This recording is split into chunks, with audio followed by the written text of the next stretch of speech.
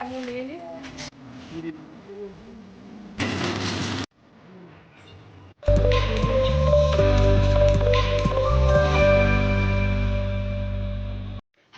Hello everyone, সবাই কেমন আছেন? ঘরকন্যা আরও একটি নতুন ব্লগে আপনাদের সবাইকে স্বাগত জানাই। এর আগের ব্লগে দেখিয়েছিলাম যে ঝড় বৃষ্টি মাথায় নিয়ে আমরা বাড়ি ফিরছি। বৃষ্টি কিন্তু বন্ধ ছিল না, কন্টিনিউয়াসলি টিপটিপ করে বৃষ্টি পড়ছিল। সকাল থেকে একটুও বুঝতে পারিনি যে এরকম ওয়েদার খারাপ হবে। যদি বুঝতে পারতাম তবে আজকের ডেটটা আমরা ক্যান্সেল করতাম।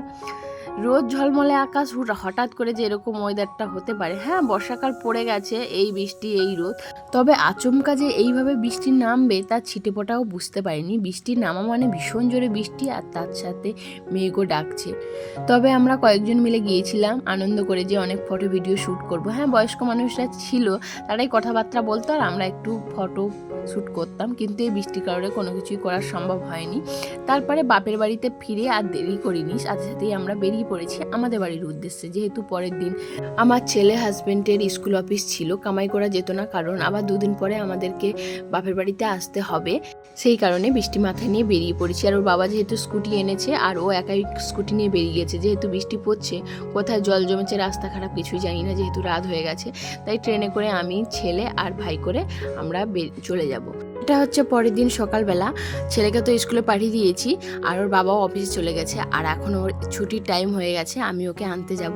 তো আমাকে নিতে চলে এসেছে আমার বন্ধু, আমরা দুজন একসাথে যাব। ওর একটা মেয়ে আর আমার একটা ছেলে। ওর মেয়ে 1-এ পড়ে আর আমার ছেলে 3-তে পড়ে, তবে স্কুলটা একই, তবে ক্লাস দুটো আলাদা। এখনও কিন্তু ছুটির সময় হয়নি, আমরা কিন্তু অনেক আগে বেরিয়ে পড়েছি, কারণ আমরা এখন দুজনে মিলে বাইরে বসে আড্ডা দেবো, তারপর ওদেরকে নিয়ে বাড়িতে আসবো। আমাদের গল্প শেষ হয় না, ঘরে আড্ডা দিই, ফোনে আড্ডা দিই, আবার বাইরে বসেও আড্ডা দিই। ছেলে মেয়ে দুটো ছুটির পরে না বাইরে দাঁড়াতে দেয় না, গরমে কষ্ট হয়, খিদে পায়, বাড়ি আসার জন্য তাড়া দেয়। সেই কারণে তখন আমরা আর গল্প করি না, ওদেরকে নিয়ে বাড়ি চলে আসি। আর ওদেরকে যখন আনতে যাই তখন একটু আগে ভাগে বেরিয়ে আমরা একটু গল্প করি। সত্যি আমার বন্ধু বলছে এমন ক্যামেরাম্যান আমি পাবো কোথায়, আর এই পাবো না বলেই তো ভগবান তোর সঙ্গে আমার যোগসূত্র বেঁধে দিয়েছে। সবজিওয়ালা কই? সবজির ভ্যান দাঁড়িয়ে আছে তো। এই ধনে পাতা আছে, অনেক রকম সবজি তো দেখা যাচ্ছে। এই এখন কেউ বাঁধাকপি খায় রে? হ্যাঁ রে, আমি খাই, কালকে দিয়েছিলাম চটনির সঙ্গে। ঘরে একটা গোটা আর একটা আধটা আছে। এখনকার এগুলো আবার গালে লাগতে পারে, কচুরলতি। এখন নেব না, একটু ধনে পাতা নেবো। কোথায় সে? এখন আসার সময় তো থাকবে না, কোথায় হাওয়া দেবে, আমি নিয়ে চলতে। এই তো আছে, এই যে।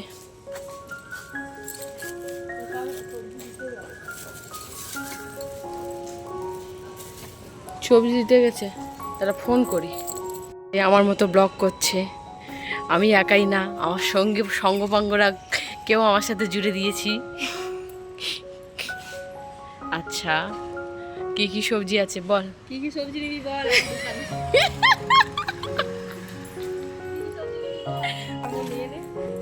এই যে এই একজনের ভিডিও, ধনে পাতা নেবো বলে কখন থেকে ওয়েট করছি, আসেই না। আমরা দুজন কতগুলো ভিডিও বানিয়ে নিলাম। 10 টাকার দাও। গাঁটি কচু আমার না।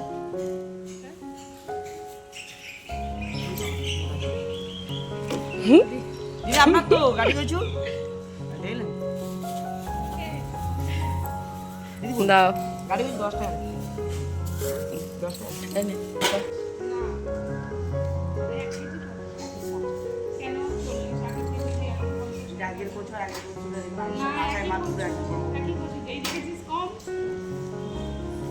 হচ্ছে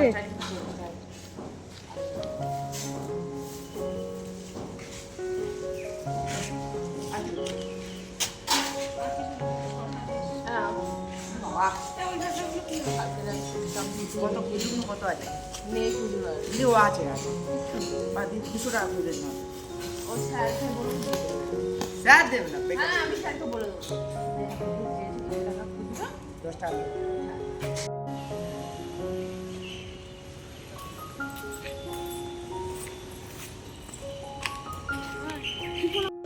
মহাদেবকে মন দিয়ে প্রণাম কর, ডাকবি।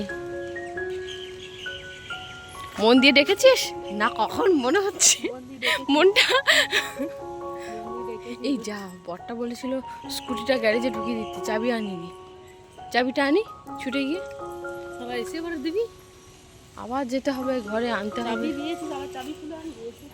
ওদেরকে আনতে যাওয়ার আগে গল্প করবো বলে বলেছিলাম, তবে আর গল্প করা হয়নি। একটা কসমেটিক্স দোকানে গিয়েছিলাম, গিয়ে এই দুটো কালারের নেল পালিশ নিয়ে এসেছি। তো এই কালারটা আমার ভীষণ পছন্দ হয়েছে, এই কালারটাও পছন্দ হয়েছে, তবে বাড়িতে আনার পর এই কালারটা আর ভালো লাগেনি, তবে এনেছি, যাই হোক পরবো। তো এই দেখো হাতে আমি পরে নিয়েছি, আর এই কালারটা আমার খুব পছন্দ হয়েছে। আর হাতে নখ না বড় থাকলে নেল পালিশ পরলে তাতে আমার ভালো লাগে না। তো ডান হাতের নখটা তো বড় করিনি, ওই কারণে ভালো লাগছে না, আর বাঁ হাতের নখটা বড় করেছি, নেল পালিশ পরতে বেশ ভালো লাগছে। আর চারিপাশে হাতে লেগে গেছে, ওটাই যা একটু ভালো লাগছে না। আর পায়ে এই কালারটা পরে নিয়েছি, পায়ের এই কালারটা অতটা ভালো লাগছে না এখন। তো যাই হোক, পরে শেষ করে দিই।